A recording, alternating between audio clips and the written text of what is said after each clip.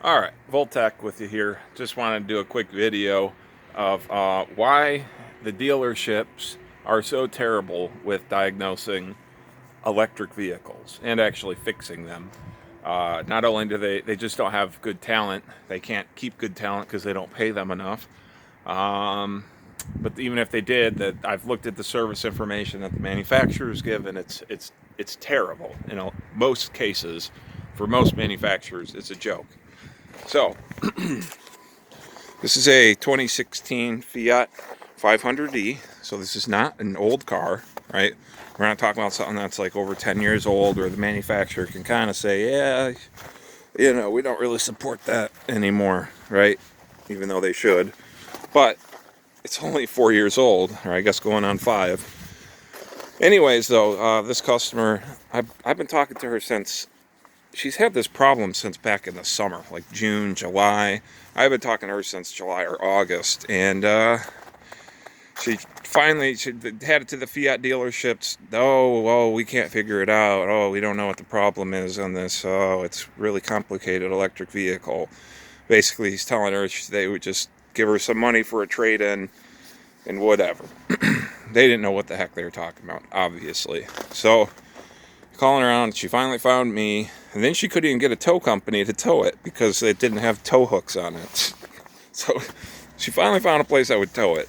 So this has been going on for over like half a year now, 8 months for her. Anyways, I get it here. I try, it has an OBD port in the car, but I'm plugging in my scan tool, I'm not getting anything. And I'm like, okay, so I come up here.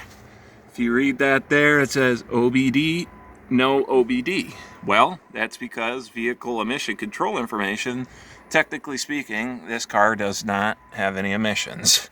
So there's no diagnostic capabilities that I have on this, besides purchasing Fiat's, whole dealership thing, but even then it may not work. They didn't make that many of these. So I pull a little engine cover off. I'm looking around like, well, maybe it's, check the 12 volt battery. Okay, the 12 volt battery's good. What is the problem here? Because the only information we had, they did pull some codes off it from the dealership and said there was something with the cooling system for the battery or the charging system, and that's the only information I would get. Was it would say that there's a problem with the charger or the charging system.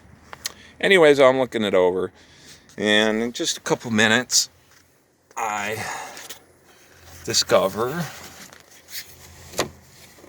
this. Hey,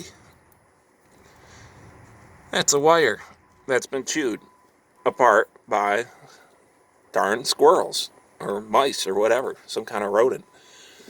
And it goes right into here. They chewed it right down to this.